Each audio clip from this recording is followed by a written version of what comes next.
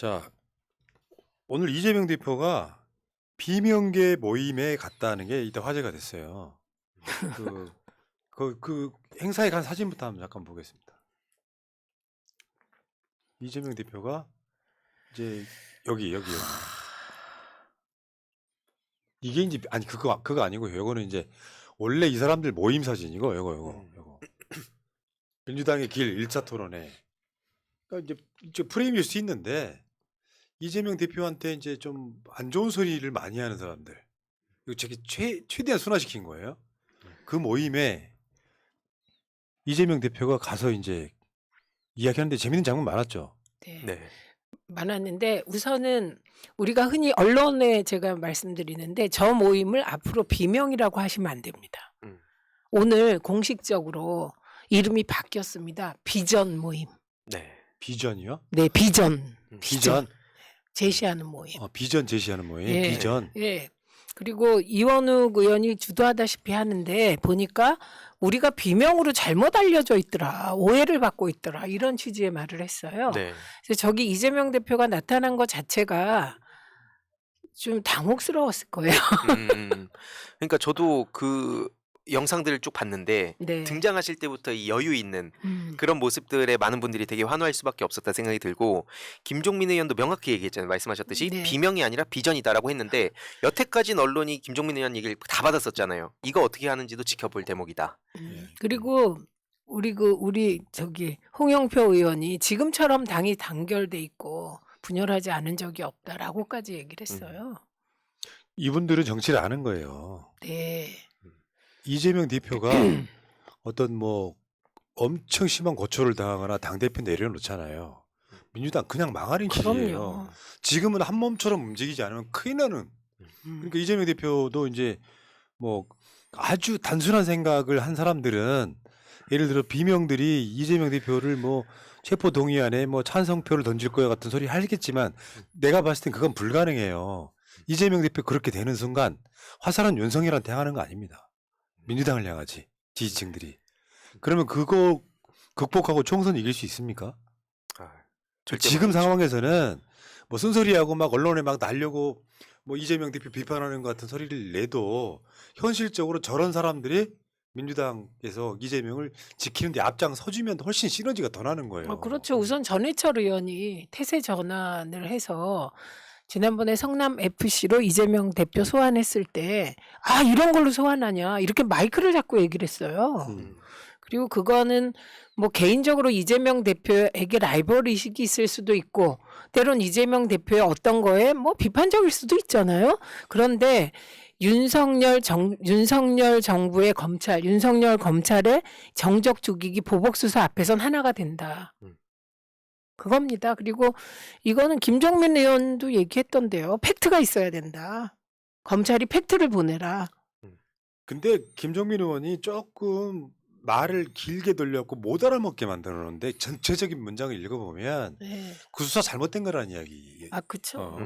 그런데 사법 리스크라는 말 좀 쓰지 마세요, 좀. 그렇죠. 그간 했던 거 잠깐만 볼게요. 뭐 이제 잘 하시겠다고 하니까. 그럼요, 박수. 저는 뭐 좋습니다. 이재명 대표 사법 문제로 정치권이 블랙홀이다. 재창당 수준의 정치 교체 드라이브 걸어야 된다. 그러면은 전체 글 맥락 중에서 언론이 써먹을 만한 거 반명의 스탠스만 갖다 쓰기 때문에 네. 오히려 더 그렇게 보이는 측면이 있지만 오늘 뭐 나오는 일부 의원들 중에 나는 비명 아니다라고 서로 다 강변했다면서요. 예. 참 뭐. 그래서 제가 이재명 대표가 통 큰 행보를 하면 당 전체가 통이 커지는 거예요. 오늘 이재명 대표님 모습 보면서 예전에 그 계곡상인들하고 대화했던 장면 떠오른다라는 말이 되게 많았어요. 그러네, 진짜 그러네. 그러니까 저렇게 당당하게 갈 수 있는 건 자기 소신이 뚜렷하고 확고한 생각이 있고 그래야만 가능한 건데 역시 이재명 대표의 색깔을 이제 찾아가고 있다. 그런 생각이 들었습니다. 지금 보니까 김종민 의원이나 이원욱 의원, 조홍천 의원 이런 사람들이 시기라는 게 있거든요. 어떤 말에는 때와 장소가 있는데 이재명이 잘못한 거야 같은 뉘앙스로 계속 이야기를 하면 민주당 지지층 입장에서는 해당 행위라고 징계해달라고 이야기할 수밖에 없는 그런 경우가 있었는데 저는 저런 것들이 오늘로 끝나길 바라요. 네. 외계인 쳐들어오면 소련과 미국이 힘을 합쳐서 지킨다는 그 원리를 지켜야 되고요. 음. 만약 이재명 잘못되면은 이재명 대표가 잘못되면 그간 비명이었던 분들이 모든 책임 뒤집었을 거예요. 음. 그러면서 김종민 의원이 뭐 천원 당원 주장했던 거, 요것도 이제 계속 화제가 됐었고 논란도 됐었고. 네. 이제 그런 거예요. 지금 뭐 너무 많이 보여드리는데 친문이라고 했던 김종민 의원은 또 그런 반성도 했죠. 문 대통령만 믿다가 국민에게서 멀어졌다. 그러니까 말을 잘 못하는 사람 같아요. 이 양반은. 뭔 말인지 알 것 같거든요. 문정부 잘못해도 지키자는 게 있어서 그 문재인 대통령의 지지율만 믿다가 국민들이 멀어졌는데 저 언론사 이름을 왜 한번 보세요. 조선일보잖아요. 계속 그렇게 해서 이간질 갈라치기로 쓰이기 때문에 지금은 말을 극도로 조심해야 되는 시기예요. 오죽하면 이런 집회가 나왔겠습니까? 1,000원짜리 당원 이야기 때문에. 야, 진짜 이게 이상한 법칙이 있어요. 당을 분열시켜야 돼, 민주당은. 그래야 떠. 저렇게 1,000원짜리 집회에 등장을 합니다. 그 1,000원 당원들이 당을 뭐 좌지우지해서 안 된다 같은 소리를 하면 네. 전체 맥락을 보면 꼭 그런 뜻은 아닌데 네. 국회의원들이 좀 선도적으로 뭔가를 해야 된다 뭐 이런 이야기의 맥락인데 사람들은 1,000원짜리만 계속 남는단 말이에요. 그렇죠. 그리고 저거는 못마땅하다. 그게 깔려 있는 거예요. 네. 우리가 다 동물이잖아요. 짐승이잖아요. 그렇기 때문에 말을 어떻게 하건 그 사람이 1,000원짜리 당원인 나를 어떻게 생각하고 있구나를 그냥 느끼는 거예요. 네. 자, 여기까지는 이제 이재명 대표가 비명계 모임에 가서 이제 계곡 상인들 만나고 돌아온 이야기였고요. 이러면서 이재명 대표가 저는 크는 거라고 봐요. 음. 이재명 스타일을 좀만 알면 원래 굉장히 낯가림이 심하고요. 원래 이재명 스타일이 가깝고 믿는 사람하고만 대화 잘하는 캐릭터예요. 원래. 그러니까 고양이 스타일이야. 아. 그죠? 네. 강아지 스타일이 아니야. 근데 본인 스타일을 깨고 나가면서 네. 그러니까 역사는 다 그런 이재명 시대가 되면 나중에 대한민국 엄청 발전할 겁니다. 기저효과가 있어가지고. 자, 민주당이요 양곡관리법 개정안을 단독으로 국회 본회의에 부의했거든요. 통과시켰다는 게 아니라 이거를 국회 본회의에 부의할 건지 말 건지 투표를 해서 일단 상정을 시켜놨어요. 이게 좀 낯선 풍경이죠. 네. 국회의장이 이런 선택을 한 겁니다. 네. 이게 되게 국회의장은 양당 합의한 안건을 올리고 싶어 해요. 그리고 국회의장이 되면 정치적으로 중립성을 지키고 싶어 해요. 네. 그래서 이걸 그냥 표결을 시켜도 돼요. 본회의에 네. 부의해서. 근데 부의할지 안 할지를 우선 투표를 해서 부의를 시키고 그다음에 이제 표결하면 되는 거죠. 그리고 국민의힘 의원들은 지금 다 퇴장해 버렸잖아요. 네. 근데 이 사람들 퇴장하는 게 내 기억에는 윤석열의 말의 가이드라인이 됐어 이게. 쉽게 표현하면 쌀을 사주면 농민들 버릇된다예요. 네. 매년 사줄 수 있냐 이런 이야기고 요건 또 농민은 자유시장 경제에 맡기겠다는 거야. 네. 갑자기 왜 이것만? 그러니까 내 말이. 그래서 뭐 대통령 거부권 방패막이 또 얘기 나오고 있던데 쭉 찾아보니까 그 안병길 의원 국민의힘 사람인데 이걸 두고 또 포퓰리즘이다 뭐 그런 얘기하면서 이재명 하명법이다 이렇게 막 언플을 하고 있는데 저는 그걸 좀 지켜봐야 된다 봐요. 지금 특히 선거를 앞두게 되면 뭐 지금 여러 가지 이슈에도 그렇지만 현수막 가지고 또 장난치잖아요. 분명 이게 여론이 다들 여기에 찬성하고 분위기도 바뀌고 만약에 통과되면 그때 가서 자기네들이 먼저 현수막 걸어갖고 우리들이 해냈다 또 이럴 거 아닙니까? 근데 대통령이 거부권 행사한다며. 그러니까 이게 저 사람 논리가 골 때리는 게 농업이 생존력을 갖출 수 있는 시대는 나는 이미 지났다고 봐요. 네. 쌀은 특히 그렇다고. 근데 쌀을 농사짓는 농민들이 줄어들면 나중에는 필연적으로 지금은 아마 돈다고 하지만 쌀이 부족할 수밖에 없어요. 요소수 생각 한번 해보세요. 네. 쌀을 수입하려고 하는 그거 안 판다고 생각해봐. 굶어 죽어야지. 네. 그러니까 농촌 황폐화시키는 막농법이라고 표현하는 게 저 사람들 마인드 속에는 정말 대한민국 약자에 대한 생각이 1도 없는 사람들이에요. 그 일도 없을 뿐만 아니라 그냥 막 던지는 거예요. 그냥 욕을 하기 위해서 욕하는 거예요. 그러니까 민주당이 사실은 이니셔티브를 지고 양곡관리법을 통과시키는 이 상황에 대해서 그냥 화난다. 그냥 지르는 거예요. 저런 사람들은 진짜 정치할 자격 없어요. 윤석열 보세요. 정치할 자격 없으면 내려와야 되겠죠. 양곡관리법 농민에게 도움되지 않아. 그러니까 완전히 말도 안 되는 이중 논리 같은 거거든. 네. 또 부자들한테 예를 들면 저거를 부자한테 적용한다고 생각해봐요. 부자들 또는 이번에 그저 LNG 가스 요금 내린 거 있잖아요. 업체들한테 쓰는 거는. 네. 걔들 그렇게 봐주면 안 되죠. 네. 자생력을 기르게끔 정부가 부자들 도와주면 안 되는 거지. 저런 논리라면. 근데 이건 약자의 문제잖아. 그러니까 저분은 기준이 없다니까. 네. 그러니까 산업용 방금 말씀해주신 거랑 뭐 부동산 지난번에 올해 초였나요? 막 개입해가지고 논란되고 사실 그리고 제일 기가 막힌 거는 그 김어준 총수 저런 식으로 내쫓으면 안 되죠. 시장 경쟁에서 1등한 사람인데 그러니까 자기네들이 가치와 철학마저도 없다는 걸 보여주는 장면들이라 봅니다. 그래서 저거 뭐 거부권 행사한다 이런 이야기를 하는데 하면 난 나쁠 건 없다고 생각해. 정치적으로는. 윤석열이 민심 따라가는 거지. 자꾸 적을 만드는 캐릭터잖아요. 네. 이거를 양곡을 수매를 해주면 좋아할 사람들은 많지만 이걸 수매한다고 그래서 반대할 사람은 조선일보 등이잖아요. 네.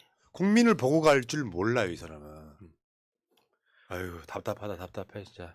저번에 그 한우 가격이 산지에서 떨어져가지고 농민들 막 돌아가시고 난리 났는데 우리가 사 먹는 건 똑같아. 거의 안 떨어져가지고. 그랬더니 뭐라 그랬어요? 한우 수출로. 네, 수출. 우리가 먹는 꼴을 못 보는 거예요. 네. 진짜 희한하죠. 아니 그리고 농민분들이 대선 과정에서부터 우리 도움 필요하다 목소리 좀 들어달라고 계속 쫓아다녔는데 본인이 뭔데 뭐 농민들 도움 안 된다는 얘기합니까? 저는 소통 자체가 안 된 인간이죠. 그냥 그 대통령이 도움 안 된다고 하면 도움 안 되는 거야. 기준이 그냥 대통령의 말이에요. 네. 옛날 같으면 오히려 옛날에 이런 거는 건의라도 하잖아요. 이거 필요합니다. 아, 그럼요. 총선이 지금 코앞에 와 있는데 도시에 와 있는 자녀들 중에 상당수는 농촌의 자식들이야. 뿐만 아니라 박정희만 해도 이거 앞장서서 합니다. 음. 아유, 전두환도 이런 건 반대 안 할 거. 이번에 가스비 뭐 저소득층 지원한다고 1,000억 원 통과시켜서 기존에 있던 돈 800억이라 해서 1,800억이거든요. 그거 누구 코에 발라요? 몇백만 명한테. 그러놓고 지지율 떨어지니까 중산층에도 가스비 지원. 그 말 책임질 수 있어요? 그럼 나도 지원받나? 그러니까. 근데 가스비 30만 원 나오는데 2만 원 지원해주면 지원이 됩니까? 더 화나요. 아유. 그쵸. 그래놓고 생색만 내니까. 윤석열은 약자에 강하고 강자에는 약한 대한민국의 대표적인 기득권 세력의 전형입니다. 보통 강자인 사람은 약자를 먼저 보듬을 줄 알아야 되잖아요. 아, 그렇죠. 약자여서 겨울에 얼어 죽을까 봐 내가 안아주는 게 정치 모습이고요. 나보다 부자인 놈은 안아줄 필요 없어요. 두꺼운 외투를 입고 있거든. 자동차 안에 들어가 있거든. 그러니까 좀 옛날에 그 금배치 금단추 클럽 아시죠? 졸부들. 그런 느낌?